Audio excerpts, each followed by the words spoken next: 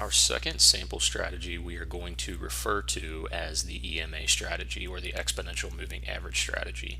With this, we'll be utilizing something that is fairly common in trading, where traders will look at three different EMAs. So typically it's 25, 50, and 100, and that's what we'll use in this example, but there are many other common forms of this where people like to look at faster and slower moving averages and compare these, looking for price breakouts. So these can be done in several different ways.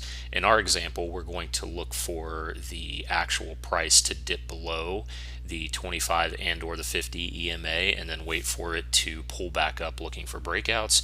Others, often look for different types of patterns with these EMAs and the price movement. Some look for crossover events.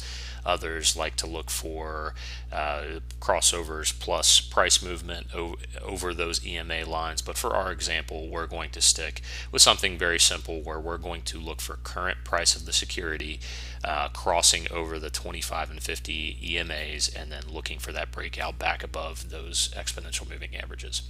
So the steps to calculate: we're going to create a new function where we will call our y-finance for a given security. In this same function, much like our previous examples, we are going to calculate our EMAs and append them to our data frame. In this function, we will also analyze and look for those crossover events for the price of the security to dip below the 25 or the 50 EMA, and then we will also look for disqualifiers, which would be passing below the 100 EMA, which would indicate that there's a potential major flip in the stock evaluation, and it may in fact be headed down and not back up. Lastly, we are going to look at this for long and short entry points, and not just for a long order point or a buy situation. So if you're interested in looking at these in the inverse and looking for securities that might be on the way down, we will add that into this example as well. So much like our last trading strategy, I would like to say before we jump in that there are some things you can do to improve it, and I would recommend you looking for your own strategies as we go through this.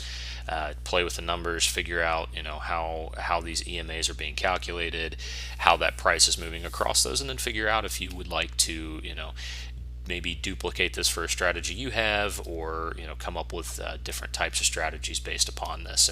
And some things I would look out for would be reversal or inversing of the EMA. So as these are moving in a positive direction, you're going to see your 25 above your 50 and your 50 above your 100, and you'll typically see the price dip down and fluctuate. But when these all flip, when your 25 crosses below the 50 and or 100, and 50 below 100, and that thing gets a complete flip downward, this could be a good potential buying entry point, showing that the momentum of that stock, whether it be flipping negative or flipping positive to where those 25, 50, and 100 are crossing, those could be very good potential indicators that you're in for a good run with that security.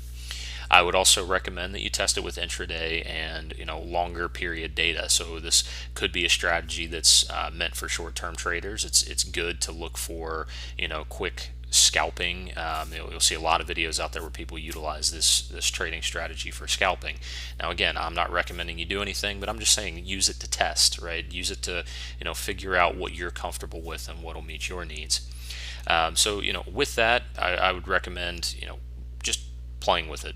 Program in your own items. Take what we have here, take these live notebooks that will give you something, and play with it and figure out what you're comfortable with. And then later we're going to use this with a combination of candles on our live dashboard to showcase how you could potentially use this and then monitor for those entry and exit points. So with that, let's go ahead and jump over to our example.